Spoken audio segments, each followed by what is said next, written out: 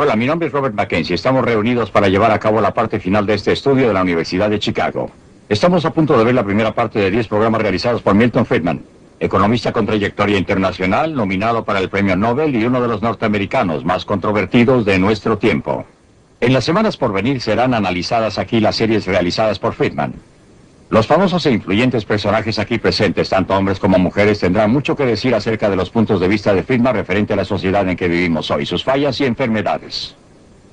Se han realizado estas series basadas en los puntos de vista de Friedman en cuanto a nuestra sociedad y cómo la manejamos.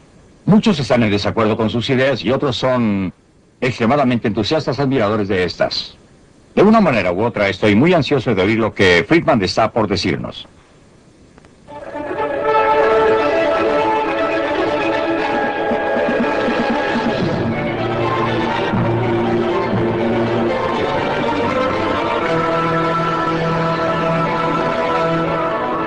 Libre para elegir. Desde el punto de vista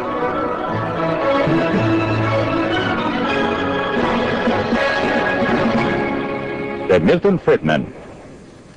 Es una mañana preciosa en el área metropolitana de Nueva York. El poder del mercado. Los cielos están asoleados, con un poco de nubosidad sobre el extremo este de Long Island, observándose algo de neblina. Anteriormente esto era un pantano cubierto de bosques. Los indios Canarsie que vivían aquí negociaron las 22 millas cuadradas de la empapada isla de Manhattan con los holandeses por géneros y chucherías por valor de $24. Los recién llegados fundaron una ciudad, Nueva Ámsterdam, al borde de un continente vacío. En los años siguientes se convirtió en un imán para millones de personas de a través del Atlántico. Gente que era impulsada por el miedo y la pobreza, que era atraída por la promesa de libertad y abundancia. Se dispersaron a través del continente y edificaron una nueva nación con su sudor, su esfuerzo y su visión de un futuro mejor. Por primera vez en sus vidas, muchos eran verdaderamente libres para dedicarse a sus propios objetivos, y esa libertad dio origen a las energías humanas que crearon los Estados Unidos. Para los inmigrantes que fueron saludados por esta estatua, América era verdaderamente una tierra de oportunidades.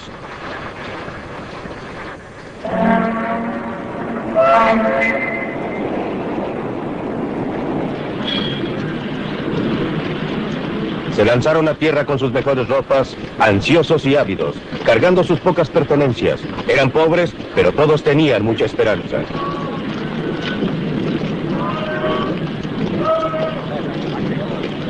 Cuando llegaron encontraron, según ocurrió a mis padres, no una vida fácil, sino una vida muy dura. Pero muchos tenían amigos y parientes para ayudarles a comenzar, para ayudarles a formar un hogar, obtener un trabajo y establecerse en el nuevo país.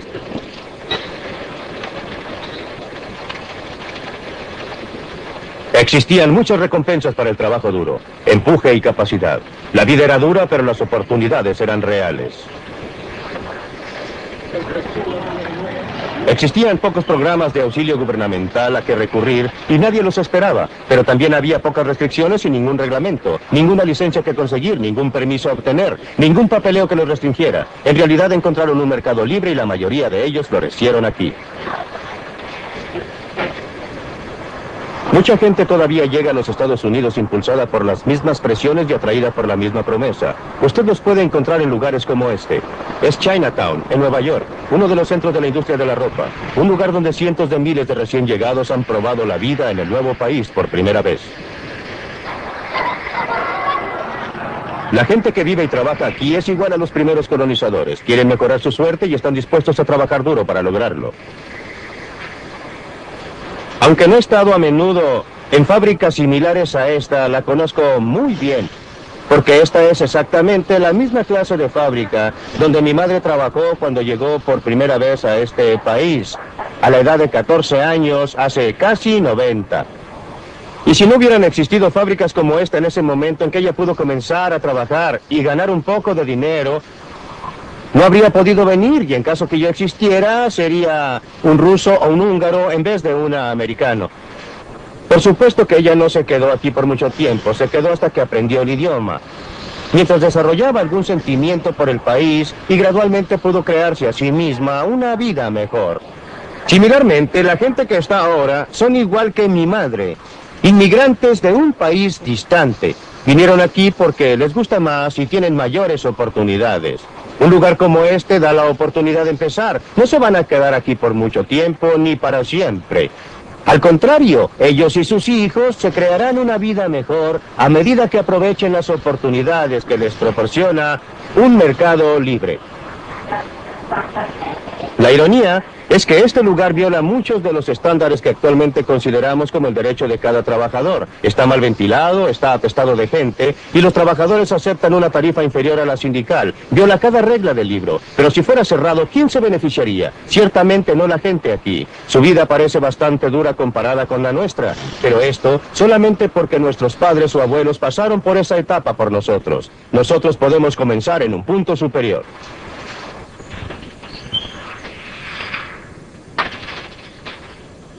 El padre de Frank Visali tenía 12 años cuando llegó solo a los Estados Unidos. Llegó de Sicilia. Eso ocurrió hace 53 años. Frank es un dentista exitoso con esposa y familia. Viven en Lexington, Massachusetts.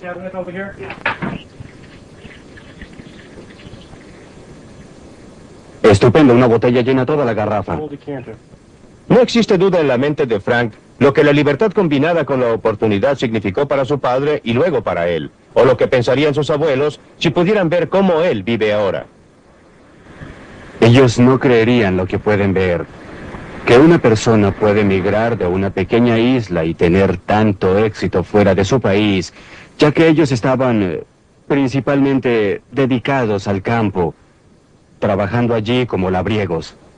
Mi padre vino acá, logró algún éxito y luego trató de construir una estructura familiar. Todo lo que él hizo fue para su familia, fue para una mejor vida para su familia. Y siempre puedo recordar que me decía lo que usted sabe. Lo principal en la vida es obtener una educación, llegar a ser un profesional. Joanny, por favor, no comas eso con las manos. La familia Visali, como todos nosotros que actualmente vivimos en los Estados Unidos, debe mucho al clima de libertad que heredamos de los fundadores de nuestro país. Un clima que concedió amplios límites a los pobres de otros países que vinieron aquí y fueron capaces de crear vidas mejores para ellos y sus niños. ¿Ustedes, niñas, van a querer esto? ¿Tú, Chris? Yo sé que no quieres la crema batida. Pero en los últimos 50 años, hemos estado despilfarrando esa herencia al permitir al gobierno que controle más y más nuestras vidas, en vez de basarnos en nosotros mismos.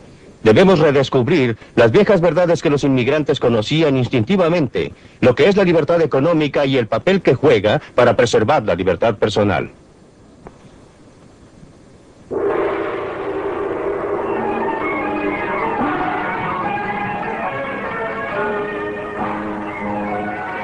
Por eso vine aquí, al Mar del Sur de la China.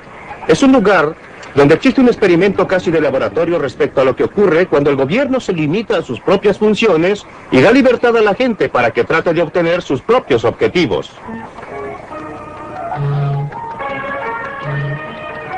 Si usted quiere ver cómo el mercado libre realmente trabaja, debe venir a este lugar. Hong Kong, un lugar que carece casi totalmente de recursos naturales.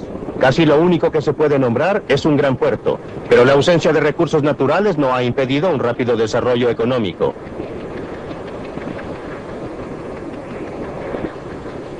Barcos de todas las naciones vienen aquí a comerciar porque no existen derechos ni aranceles sobre las importaciones o sobre las exportaciones.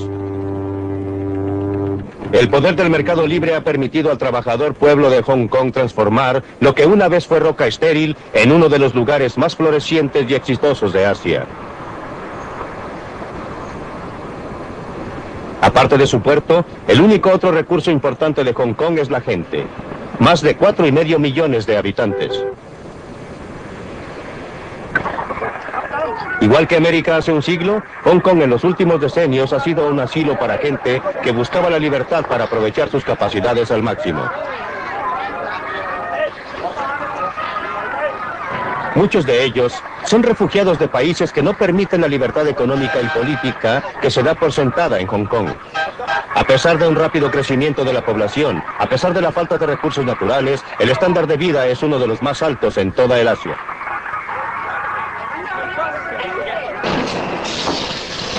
La gente trabaja duro, pero el éxito de Hong Kong no está basado en la explotación de los trabajadores. Los salarios en Hong Kong se han cuadruplicado a partir de la guerra, y esto es después de considerar la inflación. Los trabajadores son libres, libres de trabajar las horas que deseen, libres de cambiarse a otros trabajos si lo desean. El mercado les da esa elección. También determinan lo que fabriquen. Uno puede estar seguro que alguien, en algún lugar, está dispuesto a pagar por esos juguetes baratos de plástico, o de otra forma simplemente no se fabricarían.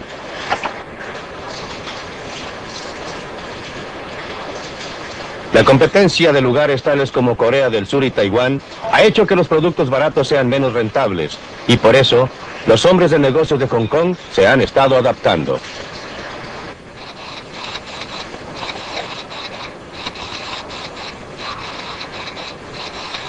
Han estado desarrollando productos más sofisticados y nueva tecnología que sea similar a cualquiera del oeste o del este, y sus empleados han estado desarrollando nuevas habilidades.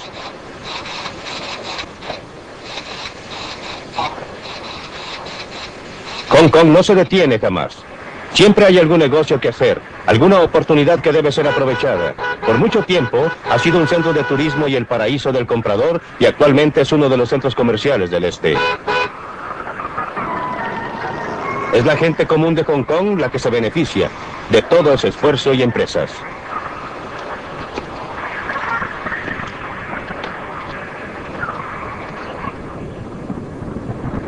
Esta ciudad próspera, bullente, dinámica, ha sido posible por el mercado libre. En realidad es el mercado más libre del mundo. El mercado libre permite a las personas ingresar a cualquier industria que quieran o comerciar con quien quieran, a comprar en el mercado más barato del mundo o a vender en el mercado más caro del mundo. Pero lo más importante es que si fracasan deben soportar la pérdida.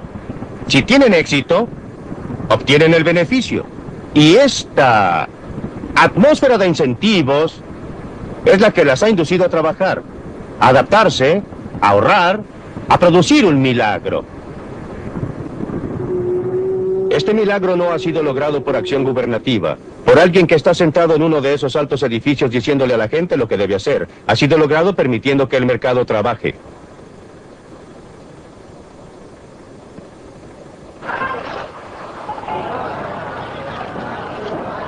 Camine por cualquier calle de Hong Kong y verá las fuerzas impersonales del mercado en operación. El señor Chong fabrica contenedores de metal. Nadie se lo ha ordenado. Lo hace porque ha descubierto que le va mejor en esa forma que haciendo cualquier otra cosa. Pero si la demanda por los contenedores de metal disminuye, o si alguien descubre una forma más barata de hacerlos, el señor Chang pronto recibirá el mensaje. Unas pocas puertas más allá, la firma del señor Yu ha estado haciendo trajes de novia tradicionales de Cantón durante 40 años. Pero la demanda por estos trajes complicados está disminuyendo. La firma ya lo sabe y está buscando otro producto. El mercado dice a los productores no solo lo que deben producir, sino en la forma en que deben producirlo, a través de una gama de precios, el costo de materiales, los salarios de los obreros, etcétera, etcétera. Por ejemplo, si estos obreros pueden ganar más haciendo otra cosa, el señor Ho rápidamente encontraría la forma de mecanizar su producto de marcos para cuadros. Dentro de esta tienda china de medicinas se está desarrollando una transacción del mercado. La confianza del cliente en que esta prueba que parece dolorosa le ayudará no se basa en ningún certificado oficial de la capacidad del osteólogo. Viene de la experiencia propia o de sus amigos. A su vez, el médico lo trata no porque le haya sido ordenado, sino porque será pagado. La transacción es voluntaria, y así ambas partes deben esperar beneficiarse o de otra forma no tendría lugar.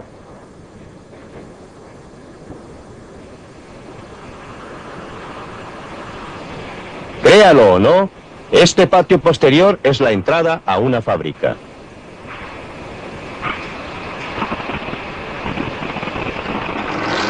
Los obreros que aparecen aquí están entre algunos de los mejores pagados de Hong Kong.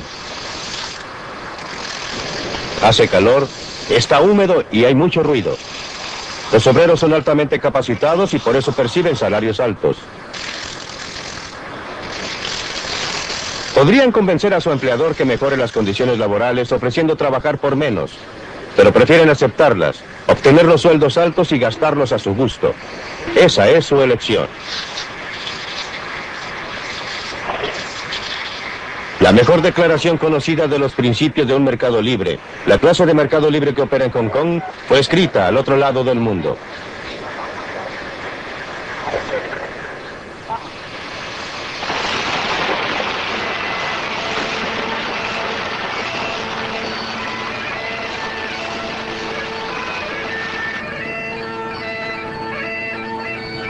Hace 200 años en Escocia, Adam Smith enseñó en la Universidad de Glasgow. Su brillante libro La riqueza de las naciones se basó en las conferencias que allí dictó. Los principios básicos del mercado libre, según Adam Smith, los enseñó a sus alumnos en esta universidad. En realidad, son muy simples. Observen este lápiz de mina. No existe una sola persona en el mundo que lo pueda fabricar. ¿Declaración notable? En absoluto. La madera de que está fabricado, según creo, proviene de un árbol que fue cortado en Washington. Para cortar ese árbol se necesita una sierra. Para fabricar la sierra se necesitó acero. Para obtener el acero se necesitó mineral de hierro. Este centro negro lo llamamos mina, pero en realidad es grafito comprimido. No estoy muy seguro de dónde viene, pero creo que de algunas minas de Sudamérica. Este extremo rojo, el borrador, es de goma.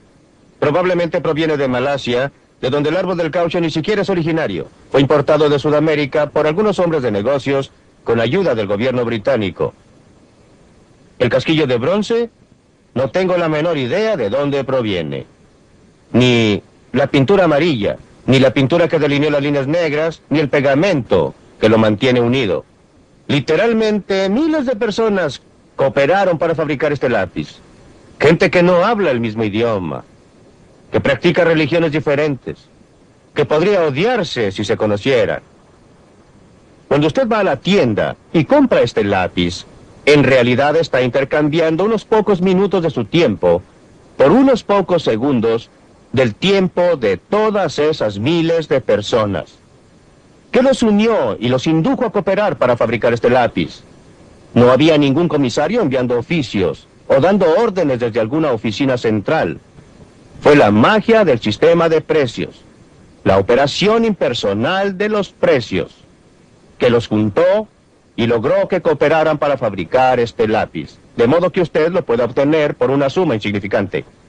Es por esto que la operación del mercado libre es tan esencial, no solo para promover la eficiencia del producto, sino aún más, para fomentar la armonía y la paz entre los pueblos del mundo.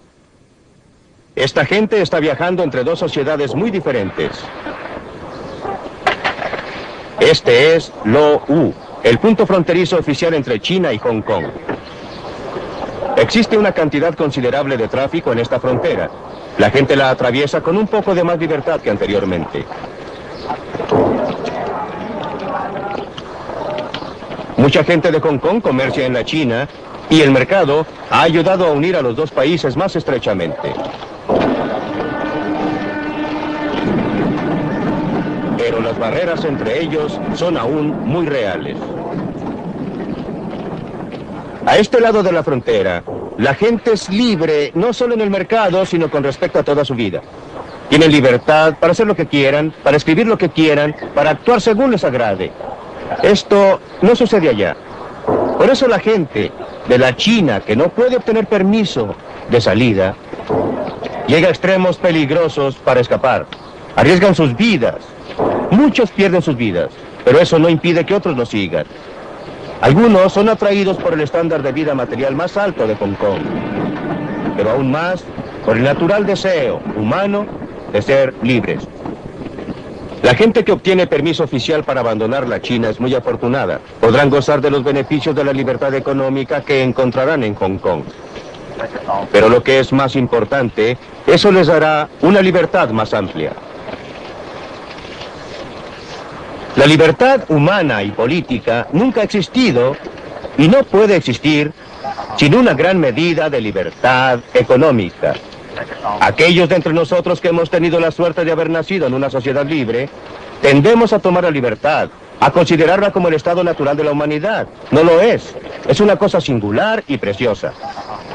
La mayoría de la gente a través de la historia, la mayoría de la gente actualmente, ha vivido bajo condiciones de tiranía y miseria, no de libertad y prosperidad. La demostración más clara de lo mucho que la gente aprecia la libertad es la forma en que votan con sus pies, cuando no tienen otra forma que votar.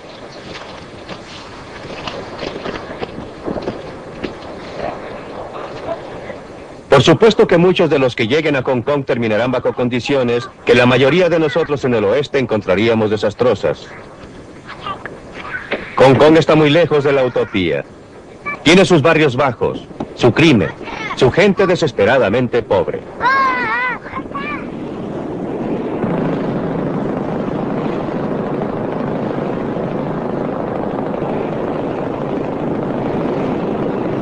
Pero la gente es libre. Después de todo, ese es el motivo por el cual muchos han venido aquí, a pesar de tener que vivir en barcos vivienda que se filtran en uno de los numerosos pequeños puertos de Hong Kong. Aquí tienen libertad y oportunidad de progresar, de mejorar su suerte, y muchos lo logran.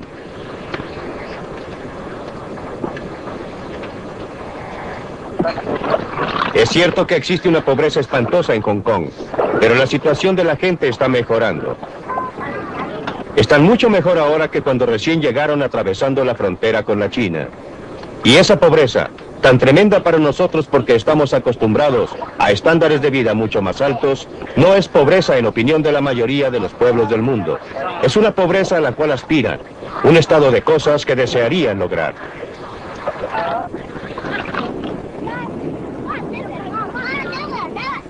Existe una enorme cantidad de pobreza en todo el mundo. No existe sistema perfecto. No hay ningún sistema que vaya a eliminar completamente la pobreza, en cualquier área.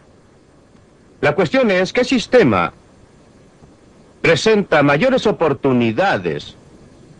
¿Cuál es la mejor forma en que la gente pobre pueda mejorar sus vidas? Y a ese respecto, la evidencia de la historia habla con una sola voz. No conozco ninguna excepción a la proposición, que dice que mientras más libre sea el sistema, mejor ha estado la gente pobre y común. Pregúntese qué es lo que garantiza a estos obreros del vestuario en Hong Kong un buen sueldo. No a los altos estándares occidentales, pero suficientemente alto para permitirles vivir mucho mejor que la mayoría de los pueblos del mundo. No es el gobierno o los sindicatos quienes lo logran. Estos trabajadores están bien porque existe competencia para sus trabajos y habilidades.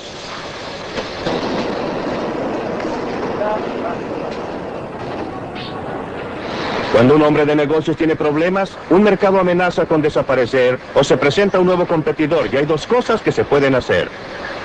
Puede dirigirse al gobierno pidiendo un arancel o una cuota o alguna otra restricción a la competencia, o puede ajustarse y adaptarse.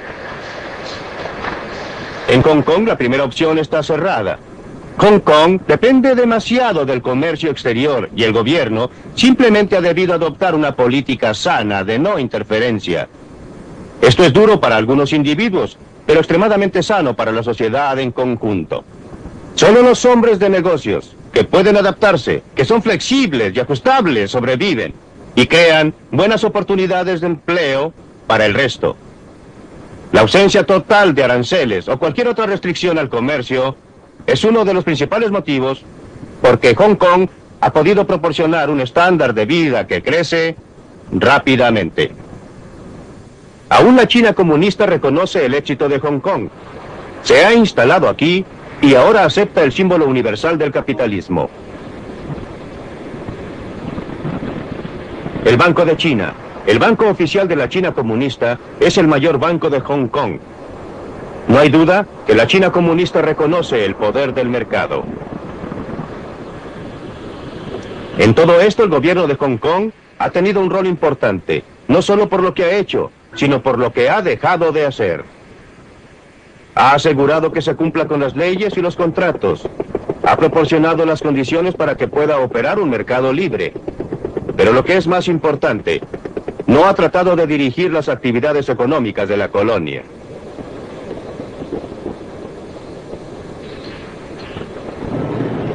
Ningún funcionario gubernamental está diciendo a esta gente lo que debe hacer. Son libres de comprar a quien quieran, a vender a quien quieran, trabajar para quien quieran. A veces parece el caos y así es. Pero por debajo está altamente organizado por las fuerzas impersonales de un mercado libre.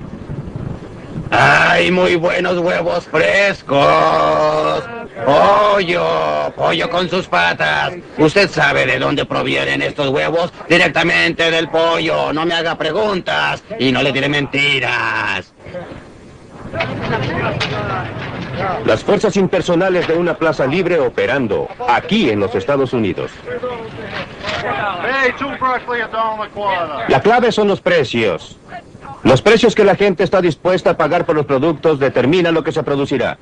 Los precios que deben pagar por las materias primas, por los salarios de los obreros, etcétera, determinan la forma más barata de producir las cosas. Entre otras, estos mismos precios, los salarios de los obreros, el interés sobre el capital, etcétera, determinan cuánto cada persona gasta en el mercado. Es tentador tratar de separar esta función final de los precios de las otras dos. Pensar que en una forma u otra se pueden usar los precios para transmitir la información respecto a lo que debe ser producido y cómo debe ser producido, sin usar estos precios para determinar lo que obtiene cada persona. En realidad, la actividad del gobierno durante los últimos decenios ha estado dedicada casi exclusivamente a esto. Si lo que la gente obtiene no va a ser determinada por lo que produce, y cómo lo produce, y con cuánto éxito trabaja, ¿qué incentivo existe para que actúen de acuerdo con la información que es transmitida? Existe una sola alternativa, la fuerza. Algunas personas que digan a otras lo que deben hacer. ¡No tenemos! ¡Vengan aquí! Queremos perejil a 30 centavos. Aproxímense. Aproxímense a la cara. Llévenlo aquí. Esto está más fresco. Llévelo. Está más fresco. ¡Hey! ¡No cambies por $1.50! ¿Cuánto le voy a dar? ¡Por Dios, mire lo que tengo! Tomates verdaderamente buenos, muy ricos. Venga, pruebe uno. Uno de esos tomates, no se arrepentirá. Usted come gratis aquí. Vamos, coma. No le cobramos. Almuerce gratis. Pruebe estos ricos tomates. Pruébelos. Pruebe Ya sé lo que voy a hacer. El principio fundamental de una sociedad libre es la cooperación voluntaria. El mercado económico, comprando y vendiendo, es un ejemplo, pero la cooperación voluntaria es mucho más amplia que esto. He aquí un ejemplo que a primera vista parece lo más lejano posible: el idioma que hablamos. Las palabras que usamos, la estructura compleja de nuestra gramática, ninguna oficina gubernamental la diseñó. Se originó en la interacción voluntaria de gente que quería comunicarse entre sí.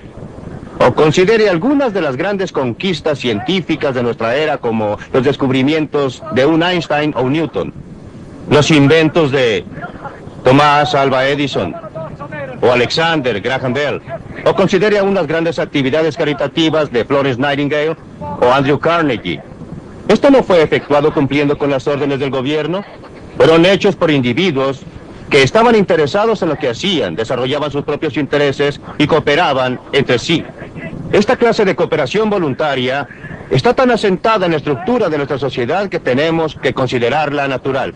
Pero el total de nuestra civilización occidental es la consecuencia involuntaria de esta clase de cooperación voluntaria, de gente que coopera entre sí para desarrollar sus propios intereses, pero que al hacerlo edificó una gran sociedad.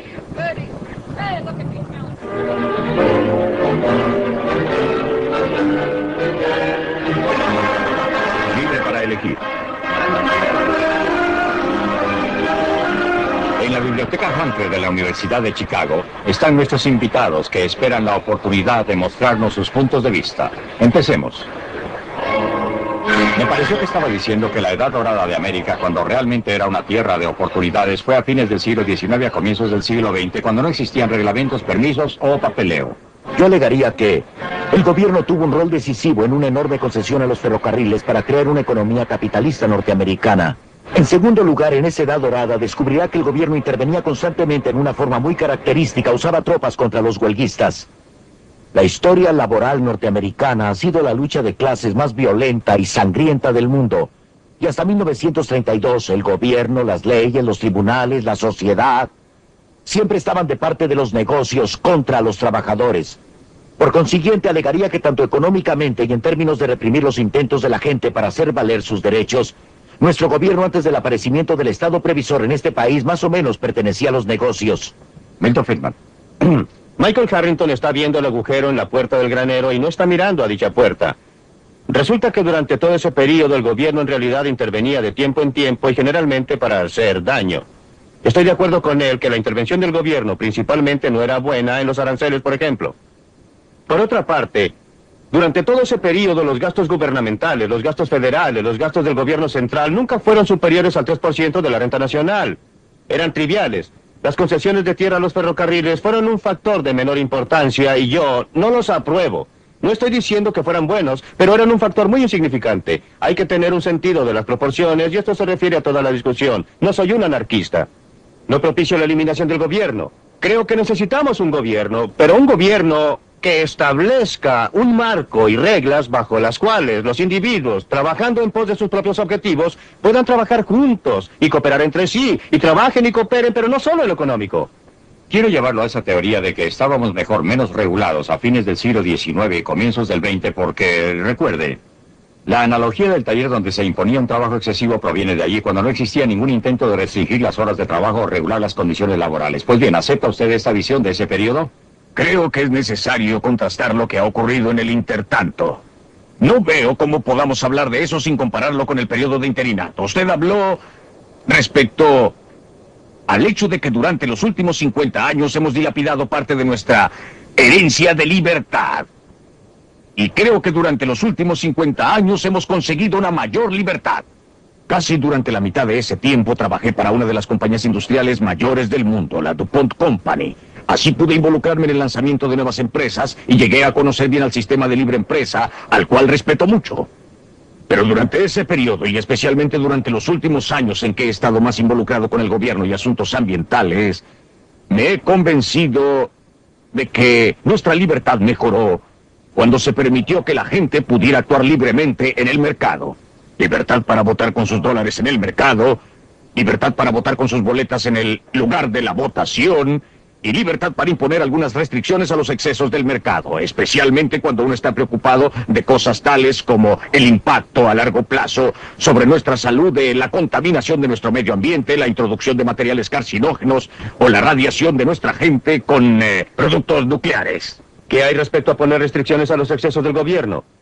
¿No se ha convertido eso en un problema cada vez más serio? ¿Cómo puede ser que un gobierno del pueblo supuestamente haga cosas que una fracción muy grande de la población en realidad prefiere que no se hagan, tales como cobrarles impuestos excesivos, regirlos demasiado y sobreregularlos? Creo que nuevamente usted está mirando a un lado y no al otro, aunque estoy de acuerdo en ver lo que sucedió en el intertanto. ¿Estamos mejor que hace 50 años? Jamás lo negaría.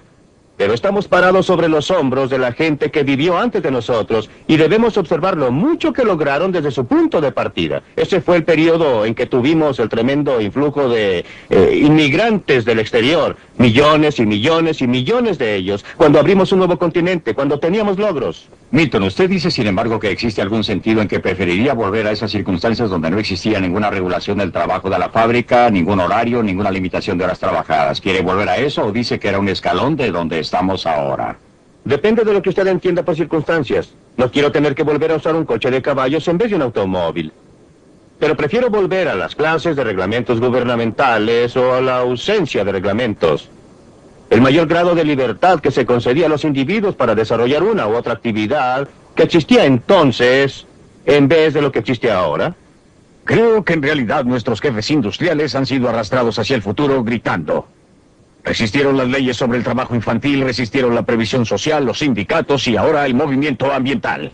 Una vez que el gobierno los forzó a prestarle atención por la votación de la gente en la cabina o lugar de votación, entonces los jefes industriales, los jefes comerciales, prestaron atención a estas reglas y en la mayoría de los casos las han cumplido muy bien. Perdón, Bob Galvin, díganos, ¿es justa esa declaración? Quizás los industriales tienen una visión más clara de la historia y sus expectativas. El bien más precioso que poseemos es la libertad. La manera más fácil de perder la libertad es caer bajo administración judicial. Y quiero decir administración económica, porque un síndico es un dictador. Y hasta el punto que usamos los costos y gravámenes del gobierno que nos llevan en la dirección de nuevas deudas, administración judicial final y luego las consecuencias políticas de la imposición del dictador político sobre la economía y el trabajo y los derechos de la vida del individuo. Quizás los industriales pueden ver más lejos respecto a las consecuencias de todo esto. Harrington, creo dos cosas. Una, considerar la libertad positivamente. Creo que la gente mayor de 65 años en los Estados Unidos son más libres hoy día debido al servicio de asistencia médico-social. Y no creo que la libertad para morirse por falta de medicina era algo muy bueno. En segundo lugar, con relación a los industriales, creo que una de las cosas más sorprendentes de la historia norteamericana es que cuando Franklin Roosevelt estaba salvando al sistema de sí mismo, los beneficiarios principales lo insultaban por ser un traidor a su clase. En realidad fue la salvación de esa clase. Y creo por consiguiente que si ustedes observan nuestra historia encontrarán una tremenda miopía de parte de los industriales y descubrirán que los aumentos positivos en nuestra libertad, lo que es bastante interesante, no han venido de nuestros graduados de las universidades, sino a menudo de la gente, no de la mejor gente. Han venido de los trabajadores, han venido de gente pobre, de los negros, hispanos y similares. Milton, quiere usted replicar, pero ¿por qué nos llevó a Hong Kong a probar algo? Por supuesto, aunque no estoy acostumbrado a estar de acuerdo con Michael Harrington, estoy de acuerdo en parte con lo que acaba de decir. No creo que sea correcto plantear la situación en términos de industria versus gobierno. Por el contrario, uno de los motivos por que estoy a favor de menos gobierno es porque cuando hay más, los industriales se hacen cargo de él, y los dos juntos forman una coalición contra el trabajador común y el consumidor común. Creo que el comercio es una institución maravillosa siempre que tenga que enfrentarse a competencia en el mercado y no pueda salirse con la suya excepto a producir un mejor producto a un costo menor. Por eso no quiero que el gobierno intervenga y ayude a la comunidad de negocios. Ahora quiero considerar su pregunta respecto a atención médica. Mucha gente se ha beneficiado con atención médica, pero usted no está considerando el aspecto costos. ¿Qué ha sucedido a la gente que lo está pagando? Porque no es un bien gratis, no viene de la nada. ¿Y están beneficiándose de él en forma eficaz con relación a los costos? Esas son las preguntas. Es demagogia, si usted me perdona, Michael Harrington. Quiero decir que la gente que tiene asistencia médica es más libre, por supuesto, en una dimensión. Pero ellos han estado pagando durante toda su vida. ¿Han hecho un buen negocio? En este momento sí. Los hombres jóvenes, los trabajadores que están ingresando ahora a previsión social, van a hacer un negocio realmente malo. Milton, lo interesante es que la gente mayor de 65 años está pagando más de su renta gastable en cuidado médico que antes de la promulgación del sistema de asistencia médica social. El gobierno no hace bien las cosas. No hace bien las cosas, sí. No ha hecho bien las cosas en Gran Bretaña, en Canadá o en los Estados Unidos. Pues bien, Milton, usted nos llevó a Hong Kong exactamente respecto a ese punto. Usted dijo que era un verdadero modelo de operación del mercado. ¿Es esa realmente una descripción ecuánime de Hong Kong? En este momento sí. Nuevamente no existen cosas que sean 100% en un sentido y 100% en el otro. Todo está mezclado. Hong Kong tiene un gobierno y sucede que es un gobierno. En este caso no existe democracia en Hong Kong. Es dirigida desde Gran Bretaña, es una colonia de la corona británica y el gobernador general inglés, etcétera, y el ministro de Finanzas la rigen. Pero la situación en Hong Kong es que existe muy poca regulación de la industria de parte del gobierno. Existe un comercio libre total. No existen aranceles, no existen subsidios de exportación, no existen restricciones para la compra y venta de monedas. De modo que es lo más cercano a un mercado totalmente libre que se puede encontrar actualmente en el mundo, y no existe duda que los principales beneficiarios han sido las personas con bajas rentas, la gente pobre que llega a Hong Kong en cientos de miles y de millones de la China roja y siguen tratando de llegar ahí.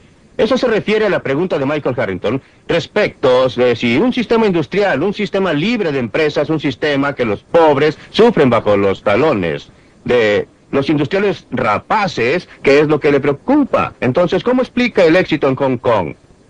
El punto en que la gente continúa votando con sus pies para ir allá. No nos está pidiendo que convirtamos a los Estados Unidos en un Hong Kong gigante, o sea, un taller donde se trabajan horas excesivas. Usted reconocerá que existe el desarrollo histórico de una economía y que lo que puede ser correcto para una etapa en el desarrollo de una economía puede no serlo para otra. ¿No es el asunto a dónde vamos desde aquí?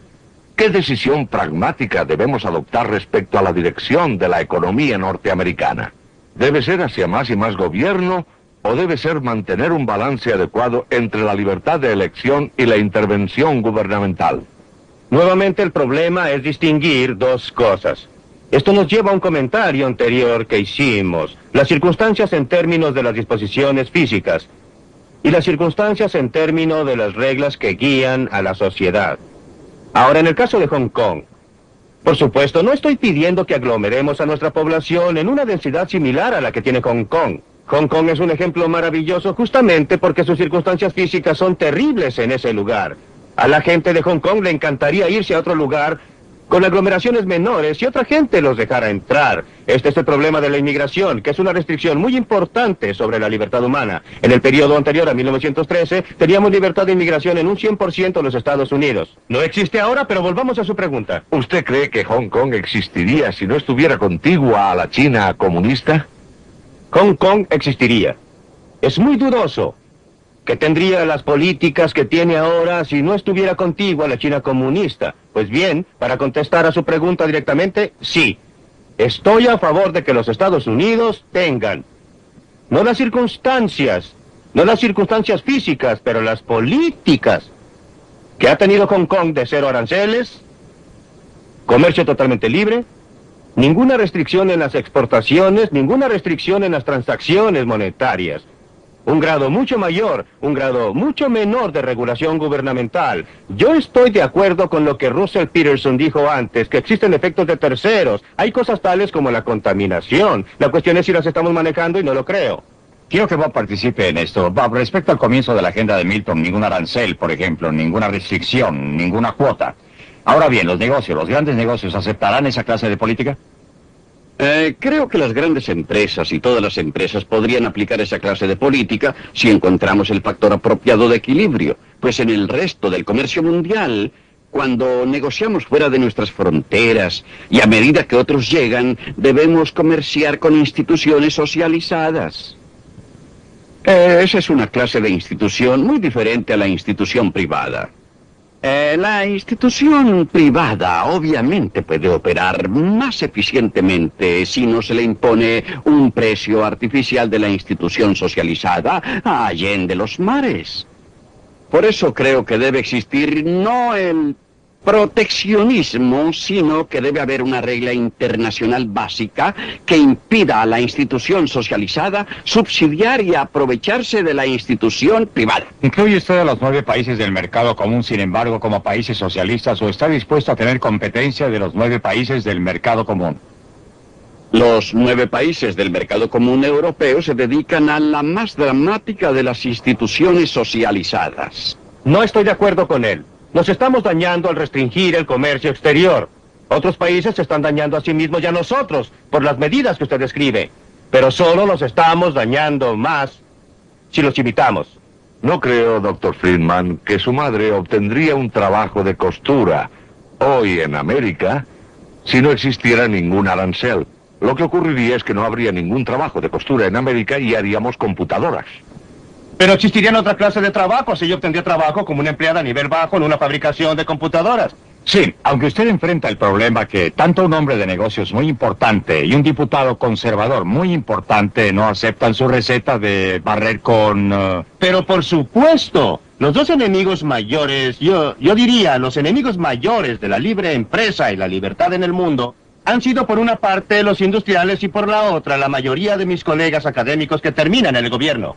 Por razones opuestas, personas como Michael Harrington y mis colegas académicos quieren tener libertad. Quieren libertad de expresión, de escribir, para publicar e investigar, pero no quieren libertad para ninguno de estos terribles hombres de negocios. Pero los hombres de negocios son muy diferentes. Cada hombre de negocios quiere libertad para otra persona.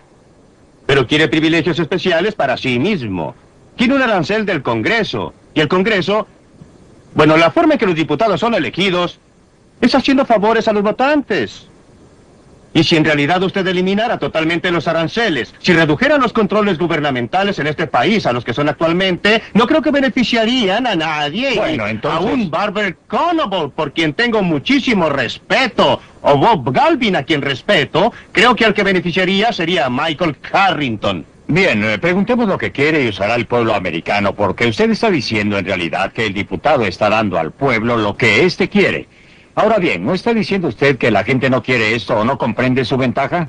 Estoy diciendo que mi función y propósito total es tratar de persuadir a la gente que haga que una cosa diferente sea políticamente exitosa. Estoy tratando de persuadir a la gente que deje muy claro que los diputados que continúen con estas políticas van a perder sus puestos. Y si lo hacemos, los diputados no estarán buscando su propio beneficio. Están en un mercado, existe un mercado político. Ellos tienen un producto que vender y tienen que gustarle a sus clientes. Y estoy usando justamente la clase de propaganda que Bob Galvin y otras compañías utilizan. El gobernador Peterson. ¿Cómo enfrentaría usted ese problema, doctor sí, Friedman? sí.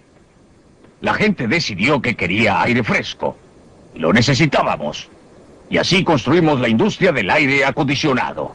Cientos de miles de puestos, enormes ganancias, y casi todos nosotros tenemos actualmente hogares, autos y oficinas con aire acondicionado. Luego la gente decidió que quería aire limpio, pero no podía comprarlo en el mercado. Y entonces votaron en los lugares de votación. Obtuvieron que sus representantes elegidos fueran al Congreso y dijeran, vamos a tener aire limpio. Pues bien, de la noche a la mañana, se creó un nuevo mercado y el sistema de libre empresa respondió a eso. Y actualmente existe una gran industria ambiental que obtiene ganancias y proporciona empleos. Pero también sirve esta necesidad pública de tener la libertad de respirar aire limpio. Usted subestima burdamente el grado en que el mercado privado es capaz de hacerlo. No es accidente que el aire, antes de tener ninguna de esta legislación, el aire y el agua son más limpios hoy en día en los Estados Unidos que lo que fue hace 100 años. Usted sabe que el automóvil agregó una clase de contaminación, pero eliminó otra clase de contaminación peor. Si usted considera el aspecto que tendrían hoy las calles de Nueva York, si todavía se transportara a la gente en vehículos tirados por caballos, tendría una contaminación a una escala que lo abismaría. Del mismo modo, no es por accidente que el aire esté más limpio y el agua más pura en los países que actualmente son los más adelantados. No es en Afganistán donde usted encontrará aire y agua sin contaminar. Es en los países desarrollados. Así, el mercado es un mecanismo mucho más sutil que lo que la gente reconoce. Me gustaría volver al mundo real, porque en el mundo real no existe ninguna posibilidad de que los negocios norteamericanos, que son un sistema comercial que depende de la seguridad social, vaya a adoptar estas ideas. La forma en que estas ideas funcionan en el mundo real es como una racionalización del mito de la libre empresa que disfraza el hecho del capitalismo de Estado como un argumento contra la intervención social, en una sociedad que en realidad interviene muy rápido a favor de la industria del acero. Finalmente, en términos del proceso político norteamericano, no creo que el proceso político sea tan simple que la gente elija al gobierno. El hecho es que cuando un Jimmy Carter es elegido presidente con una plataforma relativamente liberal, tiene que ganarse la confianza de los hombres de negocios, debido al control del proceso de inversión de parte del poder corporativo. Y creo que ese hecho, el poder corporativo, racionalizado por los mitos de la libre empresa, es el problema central de la libertad de nuestra época, y eso es lo que debe ser atacado. Antes de volver a Milton... No, tengo que comentar sobre esto porque no creo que podamos permitir que las palabras obstruyan lo que realmente es el caso. Creo que usted cree que no tenemos socialismo. Yo le diría que el 46% de cada corporación de este país pertenece al gobierno de los Estados Unidos. Ese es el impuesto a la renta cooperativo, y eso significa que de cada $1 de utilidad obtenido por la corporación, 46 centavos van al gobierno de los Estados Unidos. El impuesto efectivo es muy superior a esto porque se tributa el doble cuando corresponde al individuo. Y el punto hasta el cual las corporaciones controlan sus decisiones de inversión se ha visto reducido en forma creciente. El gobierno está ordenando que gasten sus fondos de inversión a nombre del control de la contaminación o a nombre de otras cosas. Es un mito suponer que existe aquí alguna clase de gran poder cooperativo. Hubo una época en que las corporaciones tenían mucho más influencia que ahora, pero actualmente son una minoría sitiada, me parece más bien una mayoría dominante. Me gustaría que los otros participaran en esto por un momento. ¿Cuál es el proceso para ustedes que quieren alejar al Estado o reducir la influencia gubernamental en la operación de la economía? Antes de dejar a Milton comentar al respecto, ¿qué haría usted como político activo, como otro político y como hombre de negocios? Personalmente creo que debemos controlar el crecimiento del gobierno en el futuro, poniendo un límite en los desembolsos del gobierno. Me gustaría ver una enmienda constitucional que lo logre, si no, continuaremos con que el gobierno va creciendo más rápido que la economía, y así empuja más y más al Producto Nacional Bruto a través del cuerno de lata del gobierno. Creo que sería un error y algo difícil de hacer. Espero que descubramos algún modo de hacerlo sin perder la libertad en absoluto. Gobernador Peterson, ¿puede ser? Creo que avanzaremos sustancialmente fomentando nuestra sociedad pluralista, estimulando y educando a más gente para que piense en forma global. Creo que uno de los grandes problemas de nuestro mundo es que los jefes del gobierno y la industria tienen poca visión. No miran el impacto a largo plazo de sus decisiones. Y en una democracia como la nuestra, la gente tiene el poder, igual como lo dicen los libros de estudio. Y si logra este entendimiento y conocimiento mayor, se va a preocupar de que los intereses especiales que eligieron a los funcionarios estén a tono, sean reelegidos. Y ellos observarán los puntos de vista a largo plazo, igual que la ciudadanía. Por eso estoy totalmente a favor de un impulso total para obtener esta libertad para votar en el lugar de votación, agregada a la libertad del mercado. Porque es esta una combinación potente. Pero votar en el lugar de votación es una clase de libertad muy diferente a votar en el mercado. Cuando usted vota en el lugar de votación, es importante, pero es muy diferente. Cuando usted vota por un programa. Y si está en minoría, pierde. No obtiene lo que quiere. Cuando usted vota en el mercado, cada persona obtiene lo que quiere. Si usted vota, digamos, por...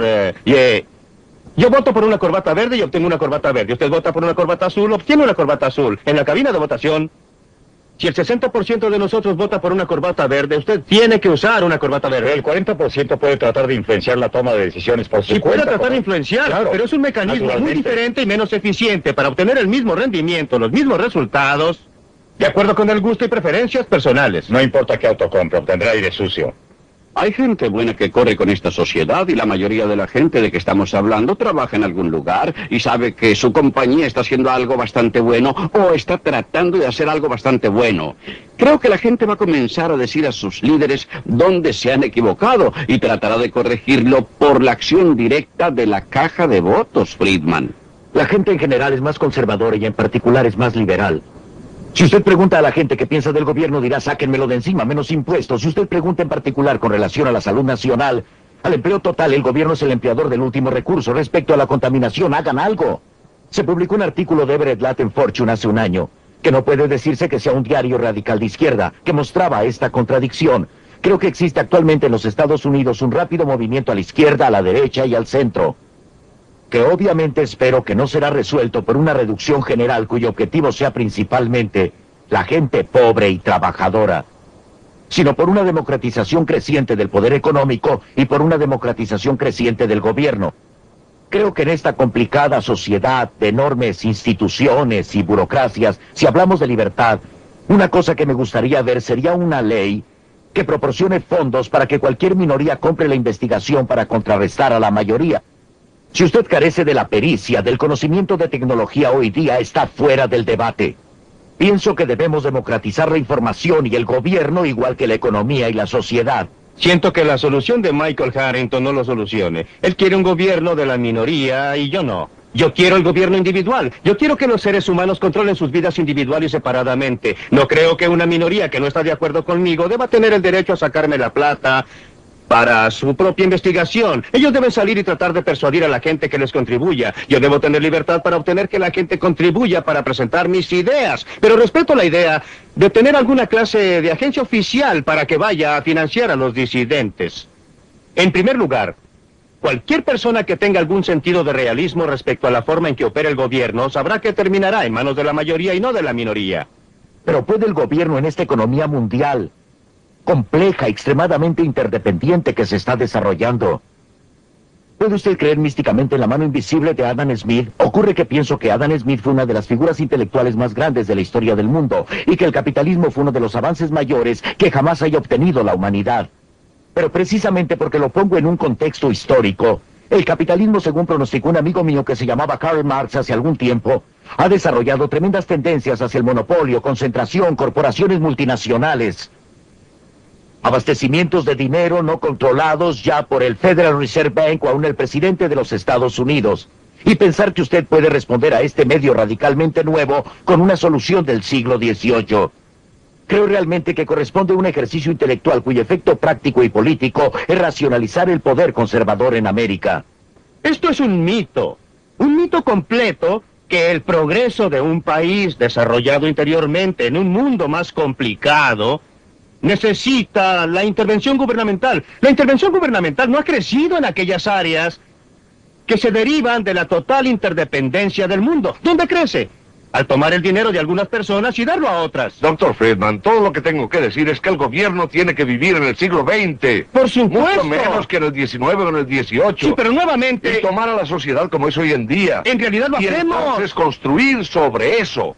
Para mí, la cosa decisiva en discusión aquí es una presentación mítica, no histórica, de una solución abstracta tomada del tiempo, que no considera la tremenda evolución de la sociedad capitalista, la tremenda interdependencia del mundo, el hecho que actualmente no solo tenemos una planificación económica nacional, sino que en la reunión cumbre de Tokio tenemos planificación económica internacional de los principales poderes capitalistas industriales.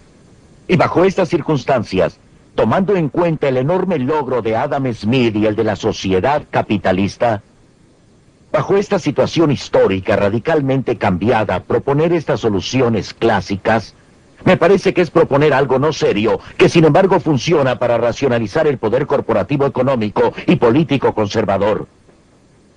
Los grandes logros del siglo XIX vienen de apartarse de la clase de sistema que usted quiere volver a imponer. Usted quiere hacernos volver a los siglos XVIII y XVII, cuando teníamos una sociedad corporativa y un gobierno que controlaba las cosas. El asunto no es si lo que alguien está proponiendo corresponde al siglo XX o XIX o XVIII. El asunto es qué es lo correcto en hacer, cuál es la mejor forma, en qué podemos ampliar nuestras oportunidades, conservar nuestra libertad, mantener nuestra prosperidad. Me parece que la clase de solución que usted propone involucra más de lo mismo, más de las medidas que han fallado una y otra vez en lograr los objetivos. Dejaremos el debate hasta aquí y esperamos que se unan a nosotros la próxima edición de Libre para Elegir.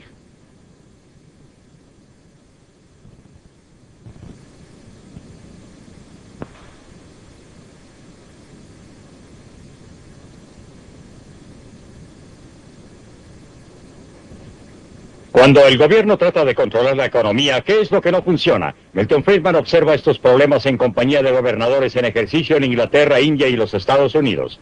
No se pierda este realístico programa acerca del mundo en el cual vivimos. Será la próxima semana en Libre para Elegir.